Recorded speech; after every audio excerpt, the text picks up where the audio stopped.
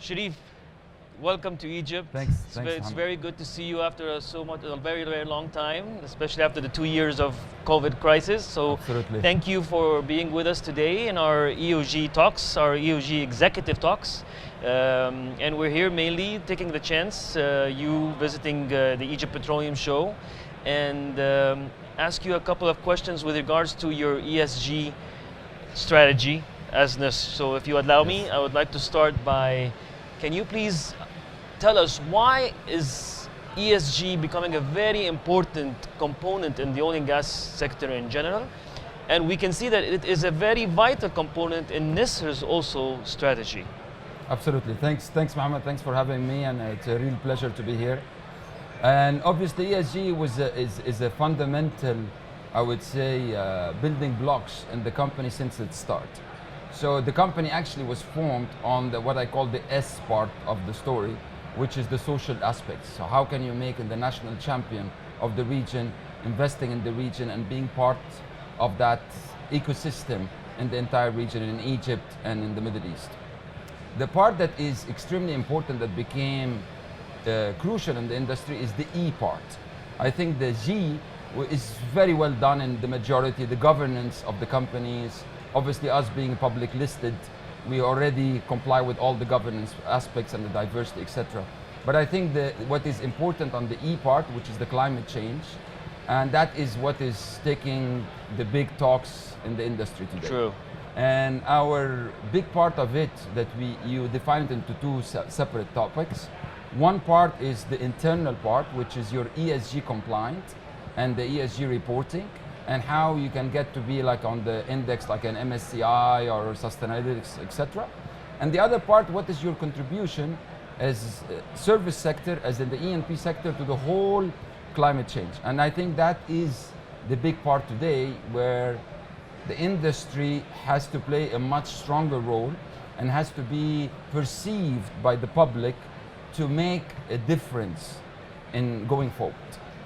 Well, there's always something you say that since we're part of the problem, we should always be part of the solution. Exactly.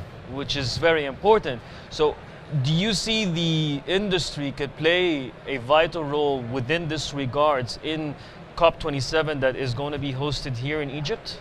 Yes, absolutely. I am a strong believer that, number one, as an industry, we should be able to produce oil and gas that is today not perceived as a very friendly. The gas is considered transition fuel, but the oil is not. However, we can start to produce that in a less emission and less carbon footprint. That's number one, it's a crucial. The other part that we have to play a big role, especially in the COP27 coming to Egypt and Sharm el-Sheikh, is what can we contribute as an industry? Yes. Why are we not even a giver, for example, to water? The best example in a region like this, where the water scarcity is everywhere, Egypt has a water issue, and we produce a lot of water as an E&P companies. Sure. People don't know that the oil industry produces 7 to 8 barrels of water for every barrel of oil we produce. Yeah. This water, we produce it, but what do? We dispose it, either in disposable well, or sometimes we leave it in the desert, etc.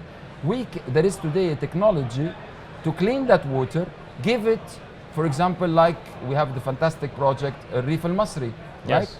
Why can't we give water to that agriculture region? Why can't we take all the flare gas and produce power with it instead of leaving it to the emission, right? So there is a lot of these kind of unique projects, and I think we are talking today to the government and to some of the E&P companies, where we believe we can implement some of these projects on the ground today in the Western Desert and in a lot of places. We can even implement a lot of projects in not dumping the water or disposing the water and back into the sea unless it is at a certain grade.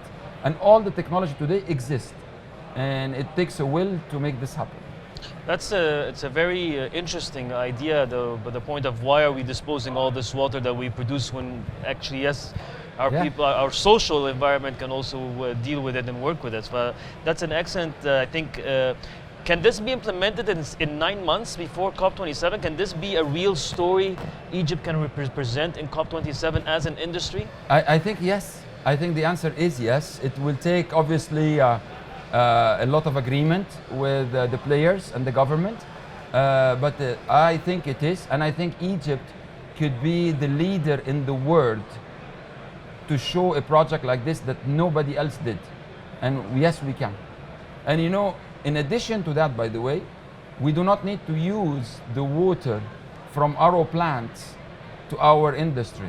So we should actually, this will eliminate as well, because you can take all the RO plants water, the desalination plant, to go entirely to the other part, and we only use our own, and totally zero liquid discharge, because you're going to take all the flaring to power all the plants, so everything.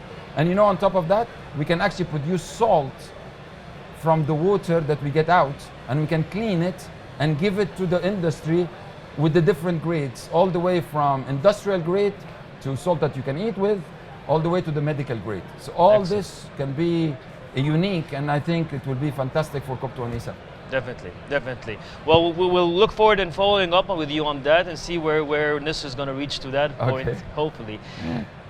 When it comes to ESG, if you allow me one more last question. Absolutely. When it comes to ESG, how does digital transformation play a role, and fintech specifically could add to the component of ESG with the energy transition process that is playing? Do you see there is a role for digital transformation in fintech? I think you are very spot on. The digital transformation for sustainability is a must, actually. We do not have the luxury of time that we had to implement the digital transformation we did on the E&P and the service sector. If you want to talk about sustainability, if you're going to measure emission and you're going to measure this in a manual way, we need decades to do that. We cannot afford it. So we definitely need the digital transformation to see where are the 80-20 rule. How can we eliminate the methane from the 80% of what we have? We cannot have people everywhere to monitor that. And there is a lot of technology today that exists. Artificial intelligence is a must to be able to predict where the emission comes from, and how to put a platform that you'll be able to monitor all that remotely, because you're not going to send people offshore, or you're not going to send people to remote operation. Yes. And all this stuff can be done more than I would say the robotics of getting a rig to be automated. I think the sustainability with the digital transformation is a must to be able to make net zero and to see steps, not what we call greenwashing. So you can see steps before every year that you can be measured until you reach that goal. Great. Thank you so much, Sherif, for your time. Thanks. Thank you so much for your insights. Thank you, I think sir. we're going to be sharing lots of very valuable ideas for COP27 that NESR could play a role in, hopefully in the coming months. Yes. You so much for your time, and Thank thank you. you for Looking joining forward. EOG Talks. Thank you so much. Pleasure. Thank you.